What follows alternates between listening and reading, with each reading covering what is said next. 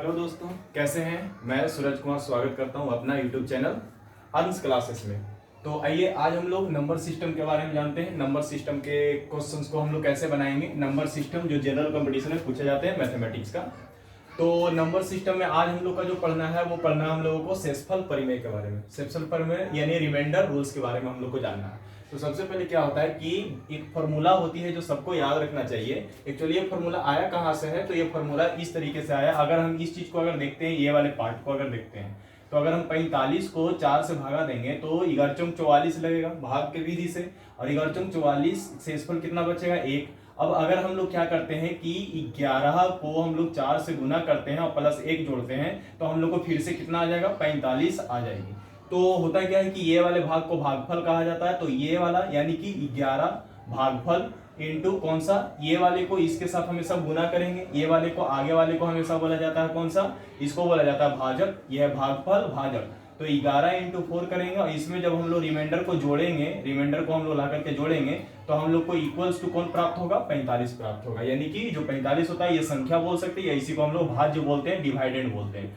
तो ये डिवाइडेड होता है यानी भाज्य होता है, ये वाला भागफल होता है, और यहाँ पर ये होता है शेषफल होता है, और ये वाला होता है भाजक होता है। तो इसीलिए हमेशा भाज्य बराबर होता है भाजक इंटू भागफल प्लस शेष। तो इस चीज को हम लोग यहाँ भी समझ सकते हैं कि ये फॉर्मूला बहुत ही शानदार फॉर्मूला कहाँ से आया है, इसके बारे में हम लोग जान सकते हैं कि अगर हम किसी भाज्य को भाजक से हम लोग कभी भी भाग करेंगे यानी कि भागा देंगे, तो किसी भी भाज्य को भाजक से भाग देंगे तो भागफल इधर प्राप्त होगी और शेषफल यहाँ पे लिखे जाते हैं। और यही चीज को अगर हम क्या करेंगे कि भागफल को भाजक से गुना करेंगे, भागफल को भाजक से गुना करेंगे और शेषफल जोड़ेंगे तो हमको प्राप्त होगा भाज्य। तो ये नियम होता है, इस पे हम लोग को बनाना है। तो एक्चुअली यहाँ पर क्या है कि हम लोग के पास में क्वेश्चन जो है, ये क्वेश्चन को हमको देखना है। लिखा हुआ है किसी संख्या को 3, 5, 8 से उत्तरोत्तर भाग करने पर, यानी किसी संख्या को 3, 5, 8 से उत्तरोत्तर भाग करने पर शेषफल क्रमशः 1, 4 और 7 प्राप्त होता है। यदि भाजकों का क्रम उलट दिया जाए तो शेषफल क्रमशः 4, तो शेषफल क्रमशः कौन सा होगा ये बताना है, कौन सा होगा शेषफल। तो इस क्वेश्चन को जानने से पहले हम लोग एक छोटा सा कॉन्सेप्ट जानेंगे। वो कॉन्सेप्ट ये है कि भाग का एक तरीका ये होता है गुणनखंड विधि से, एक गुणनखंड जो कहा जाता है। अगर मान लीजिए कि हमारे पास कोई दिया हुआ है 100, तो एक भाग देने का ये भी तरीका होता है कि 100 को हम ऐसे लिख सकते हैं। इसको हम अगर हम लोग भाग देते हैं, अगर हम इसको 25 से भाग देते हैं, मान लीजिए कि इसको अगर हम 4 से भाग देते हैं, 4 से, तो 4 से जब भाग देंगे तो 4 25 चौका कटेगा, 25 चौका 100, और यहाँ पर क्या दे देंगे रिमाइंडर कितना बचेगा, शेषफल बचेगा 0। तो रिमाइंडर को यहाँ पे लिख देंगे। यानी कि हम लोग लिख सकते हैं इस चीज को कि फिर से ये दोनों को गुना करेंगे और ये वाला हम लोग अगर ऐड करेंगे तो हमें हर हाल में फिर से 100 प्राप्त होगी। यानी बोल सकते हैं कि यहाँ पर वाला फिर से हो जाएगा भाजक, ये हो जाएगा भाज्य, और ये हो जाएगा शेषफल, और ये हो जाएगा भागफल, इस तरह से। तो अब आगे हम लोग अगर इसको फिर से अगर भागा देना चाहें, तो अगर हम इस चीज को मान लीजिए कि फिर से अगर मान लीजिए आगे हम लोग भाग देते हैं इसको 3 से, मान लीजिए कि इतना पार्ट को 3 से भाग देते हैं, तो ये लगेगा हम लोगों को 38 कितना होगा 24, यानी कि रिमाइंडर कितना बचेगा 1। जो रिमाइंडर बचेगा उसको यहाँ पे लिख देंगे। अब हमको ये संख्या चाहिए, ये है भाज्य, ये क्या है भाज्य, ये वाला संख्या भाज्य आगे वाला। तो ये संख्या कैसे मिल सकता है, तो हमको 8 को ये दोनों को गुना करना पड़ेगा, यानी 8 इंटू 3, और फिर क्या करना पड़ेगा ये वाले को जोड़ना पड़ेगा। ये इधर वाले हमेशा होते हैं शेषफल, इधर वाले क्या होता है शेषफल, ये शेषफल होते हैं। तो इसको फिर हमको ऐड करना पड़ेगा, ये दोनों को गुना करके, ये भागफल होता है, ये भाजक होता है, ये भाज्य होता है। तो इस भागफल इंटू यानी कि 8 गुना 3 और प्लस 1 करेंगे तो 25 आ जाएगा, 1 करेंगे तो 38 24 और 1 25 आ जाएगा। यानी कि हम लोग भाग देने का एक ये भी तरीका है जिसको हम लोग अपना सकते हैं। तो यही तरीका को अपना करके हम लोग इस तरीके का क्वेश्चन को करेंगे। अब देखिए यहाँ पे क्वेश्चन में एक बात आया है उत्तरोत्तर। उत्तरोत्तर का मतलब होता है लगातार, बारी बारी से। उत्तरोत्तर का मतलब होता है लगातार लेकिन बारी बारी से। तो बोलता है क्या है यहाँ पे कि कोई बोलता है किसी संख्या, कोई भी संख्या, तो मान लीजिए कि कोई भी संख्या वो कितना है x है, मान लीजिए वो संख्या कितना है x। अब इस संख्या को भाग देना है, बोलता है इस संख्या को भाग देना है। तो इस संख्या को भाग देने पर संख्या को कितना से, पहला 3 से, फिर 5 से और फिर 8 से। तो पहले हम लोग 3 से इसको भाग देते हैं, 3 से पहले देना है, फिर उसके बाद 5 से देना है, फिर 8 से लगातार देते जाना है हम लोग को। तो 3 से देंगे तो मान लिया जाए कि 3 से अगर हम लोग दिए भाग, तो मान लिया जाए कि मान लेते हैं कि यहाँ पर आया x1, यहाँ पर मान लिया x1, यानी कि x1 को इतना से गुना करेंगे तो हम लोग को x आएगा। और साथ ही ये दे रखा है कि अगर हम लोग 3 से भाग देते हैं तो हमारा पहला जो शेषफल का क्रम है वो 1 बचेगा। तो अभी बता रहे थे कि इधर से ये वाला इंटू करके भाग देते हैं तो शेषफल को हम इस साइड में लिखते हैं, तो शेषफल को हम इधर लिखेंगे अगर, तो बताइए कि पहला अगर हम 3 से भागा दे रहे हैं, 3 से इसको अगर हम 3 से भागा दे रहे हैं तो पहला 3 से भागा दे रहे हैं तो शेषफल कितना बोल रहा है 1 लेने के लिए, तो शेषफल ले लिया 1। अब क्या करेंगे कि फिर से इस x1 को फिर से अब अगला भागा देना है 5 से, क्योंकि उत्तरोत्तर बोल रहा है, बारी बारी से देना है। तो चलिए इसको हम 5 से अगर हम भागा देते हैं तो मान लो कि यहाँ पर कितना आ गया x2, नहीं मालूम है हमें, तो मान लिया कि x2 आ गया। तो x2 तो बताता 5 से भाग देने पर शेषफल कितना बचता है 4, तो शेषफल 4 बचता है, उसको यहाँ पे लिख देंगे। आगे कौन सी बोलता है कि 8 से भागा दीजिए, चलो 8 से भागा दिया, 8 से भागा देने पर बोलता है कि शेषफल कितना बचता है 7, तो शेषफल हमारा बचेगा 7। लेकिन अब यहाँ पर हम लोग क्या लिखेंगे, तो यहाँ पर ऐसे स्थिति में जब कुछ भी ना बोले, जब कुछ भी क्वेश्चन में ना बोले कि कितना शेषफल बचेगा, तो हमेशा यहाँ पर लेना है 0। कितना लेना होगा 0 हमेशा लेना होगा। यानी कि जब बोले कि लास्ट वाला जब डिजिट बोलेगा, लास्ट जिससे भाग देना हो, जैसे 8 से देना था तो 8 से हम लोग भाग दे दिए, तो यहाँ पर हमेशा क्या लेना है 0, और 0 लेकर के फिर हम लोग यहाँ पर 0 ले लेंगे हमेशा, और उसके बाद यहाँ पे जो शेषफल है उसको लिख देंगे।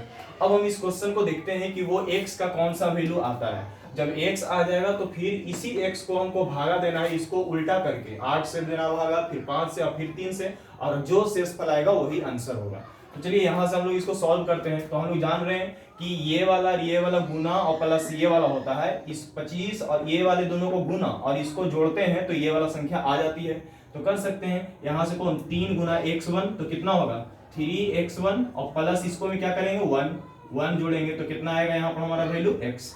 फिर क्या करेंगे 5 इंटू x2 और प्लस कितना करेंगे 4, तो हमारे पास कितना आएगा हमारा वैल्यू x1 आ जाएगा। फिर उसके बाद क्या करेंगे 8 इंटू 0 और प्लस कितना करेंगे 7, तो बराबर कितना आ जाएगा हमारा वैल्यू 8 इंटू 0 और प्लस 7, तो हमारा वैल्यू ये आएगा x2। तो यहाँ पर कितना डालेंगे x2, क्योंकि इस तरीके से होता है इस नियम से 8 गुना 3 प्लस 1 करेंगे तो हमेशा कितना आएगा ये वाला, फिर इतना इंटू इतना और प्लस ये वाला गुना ये वाला जोड़ करेंगे तो हमारा वैल्यू कौन सा आएगा बीच वाला।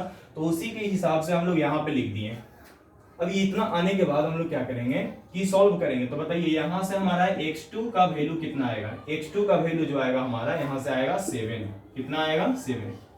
अब इस x2 की वैल्यू को यहाँ रख देंगे, तो यहाँ रखेंगे तो बताइए यहाँ से कितना वैल्यू आएगा, अगर हम लोग इसमें रखेंगे x2 का वैल्यू यहाँ रखेंगे तो 5 इंटू 7 और प्लस 4, तो कितना हो जाएगा 7 5 35 और 4 35 और 4 39, ये हो जाएगा कौन सा वैल्यू x1 का। तो x1 हमारा आ गया, अब x1 बराबर कितना आ जाएगा 39, तो x1 का वैल्यू 39। अब क्या करेंगे इस x1 की वैल्यू को यहाँ रख देंगे, तो यहाँ रखेंगे तो क्या होगा बताइए 3 इंटू x1 का वैल्यू कितना है 39, और 39 और प्लस में कितना करना है 1, तो कितना आ जाएगा हमारा वैल्यू।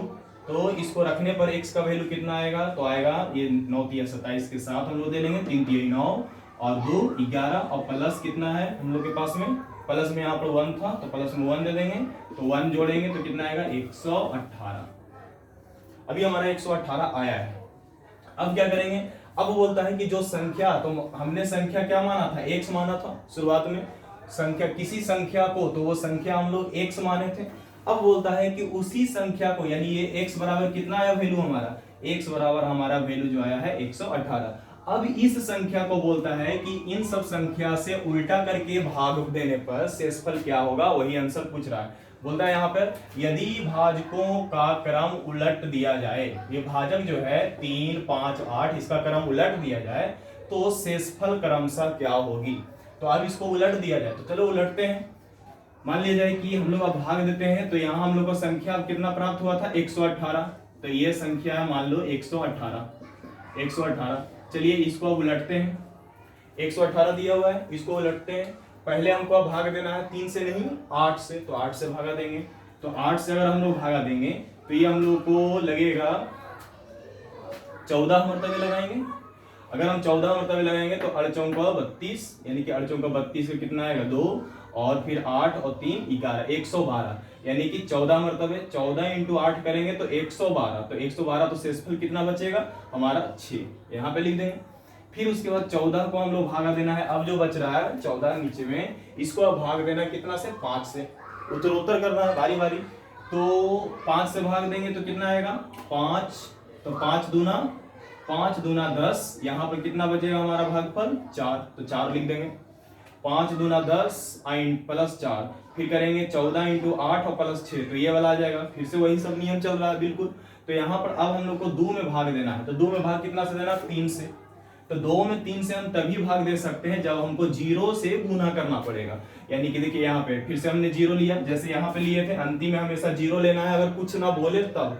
तो 0 से 3 को गुना करेंगे, तो 0 से 3 को गुना करेंगे तो हमारा वैल्यू जो आएगा, शेषफल कितना आएगा, 0 इंटू 3 करेंगे तो यहाँ पे 0 आएगा और शेषफल हमारा कितना आएगा 2, यानी 0 इंटू 3 प्लस 2, तो 0 इंटू 3 0, जैसे ये 3 इंटू 0 और प्लस ये शेष करेंगे तो कितना आ जाएगा हमारा, ये 0 हो जाएगा पूरा वैल्यू, बचेगा 2, यानी कि यहाँ पर हमारा 2 आया।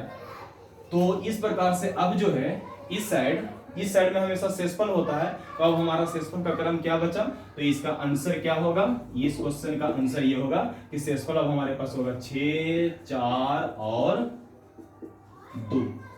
तो इस प्रकार से ऑप्शन में कौन सा है, 6, 4 और 2, ये ऑप्शन सही होगा।